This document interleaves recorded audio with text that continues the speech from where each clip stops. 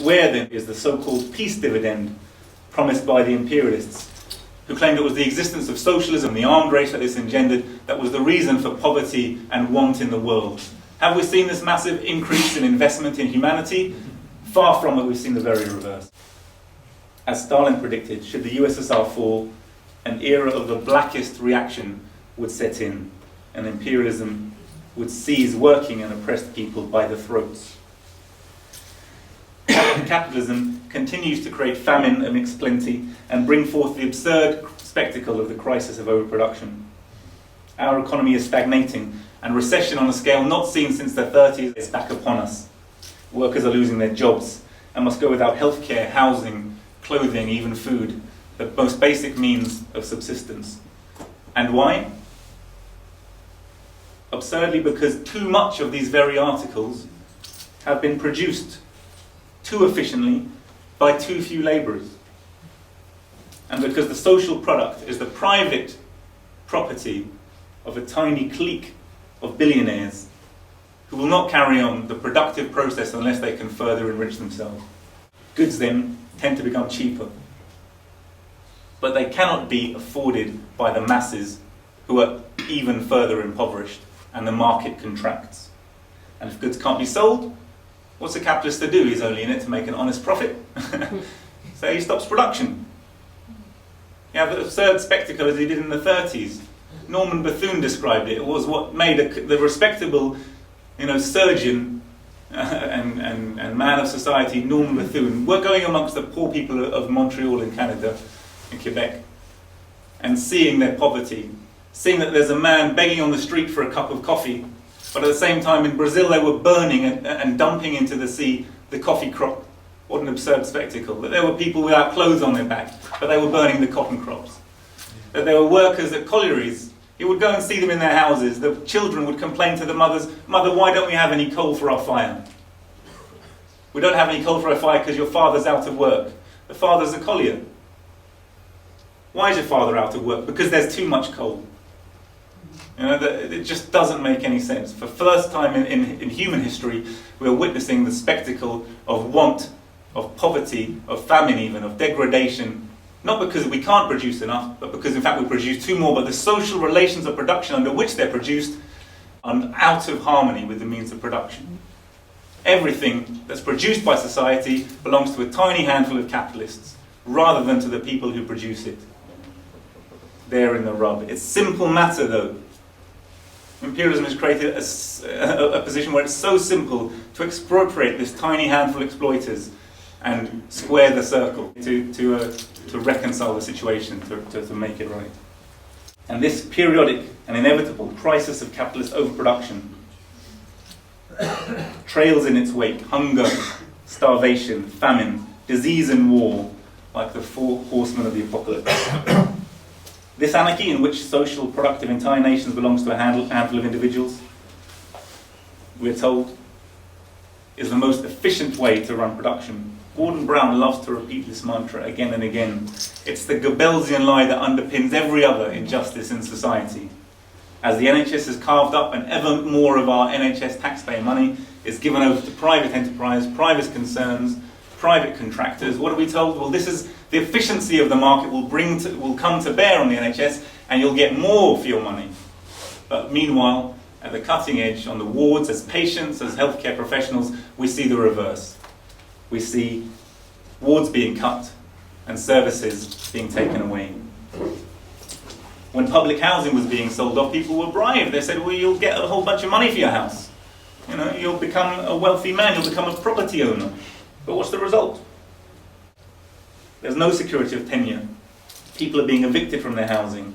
There's no secure housing for the next generation, and people are having to live with their parents ad infinitum.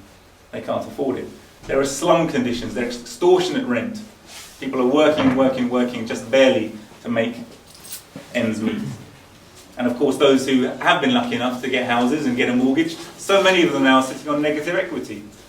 They can't actually, they're going to default on their mortgages and become made homeless, and we're waiting for that epidemic also to hit our society.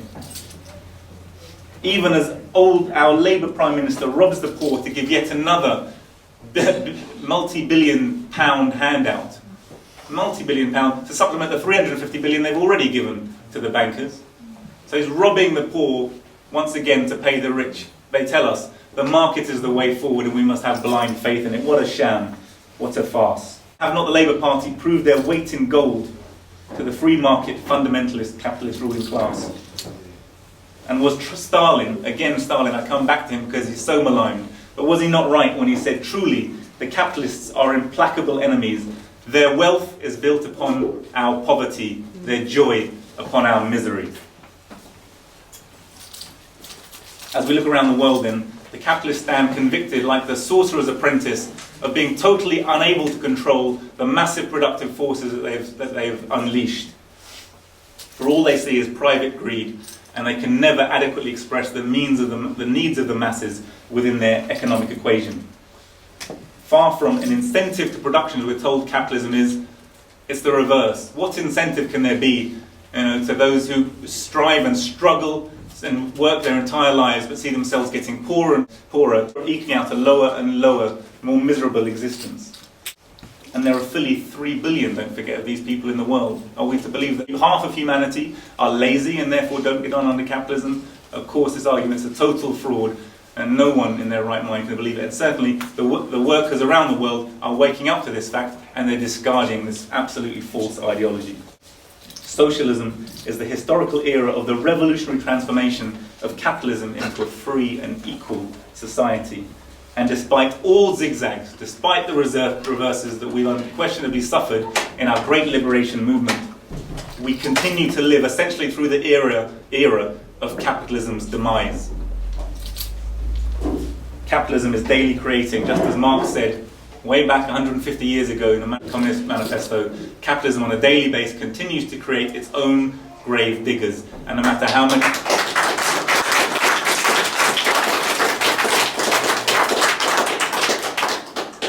how many times it sends its armies against those grave diggers when they get organised, they will continue to rise until we finally swept this system aside.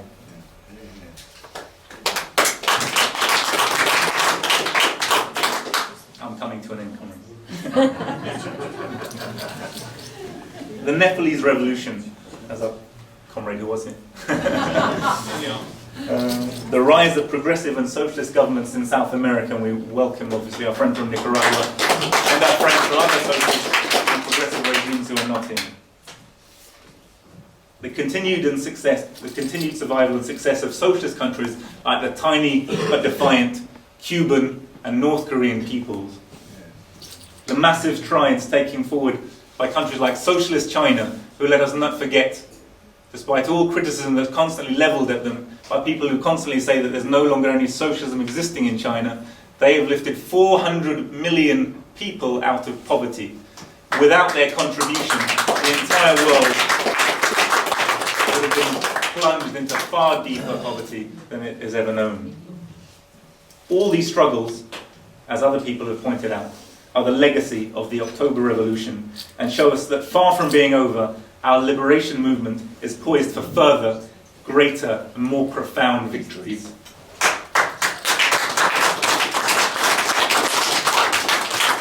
Ho Chi Minh said words which are dear to my heart also. I used to have in a poster on my wall, believe it or not, as a young, teenager.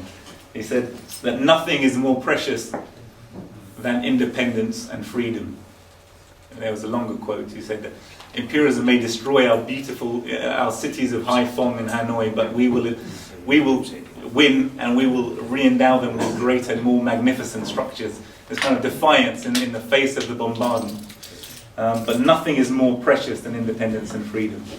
There can be no doubt that the Palestinian people in struggle, the resistance forces in Iraq and Afghanistan, and all nations from Iran to Zimbabwe that refuse to bow to the will of finance capital and steadfastly assert their right to independence are at the cutting edge of anti-imperialist struggle, and we salute them.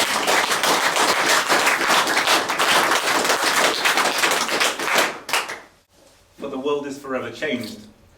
If the Paris Commune of 1871 heralded the coming of this new storm, October 1917 shook the moribund capitalist imperialist order to its foundations, and the genie cannot be put back into the bottle.